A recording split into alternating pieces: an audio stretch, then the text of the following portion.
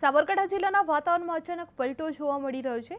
વાદળછાયા વાતાવરણને કારણે ખેડૂતોના જીવ તાળવે ચોંટ્યા છે। હવામાન વિભાગ દ્વારા કમોસમી વરસાદની આગાહી કરવામાં આવતા ખેડૂતોમાં ચિંતા ફેલાયેલી જોવા મળી રહી છે। ખાસ કરીને ઘઉં અને તમાકુ સહિતના પાકને નુકસાન થવાની ભીતિ વ્યક્ત કરવામાં આવી રહી છે। હાલ ખેડૂતો આકાશ તરફ નજર રાખી રહ્યા છે અને પાક બચાવવા માટે પ્રયાસો હાથ ધરવામાં આવી રહ્યા છે। સાબરકાંઠામાં વાતાવરણમાં અચાનક પલટો જોવા મળ્યો હતો, જે વાદળછાયા વાતાવરણથી ખેડૂતો ચિંતિત બની ગયા હતા। કમોસમી વરસાદની આગાહીથી ઘઉં અને તમાકુ પાકને નુકસાન થવાની ભીતિ સર્જાઈ છે। ખેડૂતોના જીવ તાળવે ચોંટી રહ્યા હોય તેવું સામે આવી રહ્યું છે। સાબરકાંઠામાં અચાનક વાતાવરણમાં પલટો આવવાથી વાદળછાયું વાતાવરણ જોવા મળ્યું હતું, જે વાતાવરણને કારણે ખેડૂતોના જીવ તાળવે ચોંટેલા જોવા મળી રહ્યા હતા। હવામાન વિભાગ દ્વારા કમોસમી વરસાદની આગાહી કરવામાં આવતા ખેડૂતો ચિંતામાં ફેલાયેલા જોવા મળી રહ્યા હતા।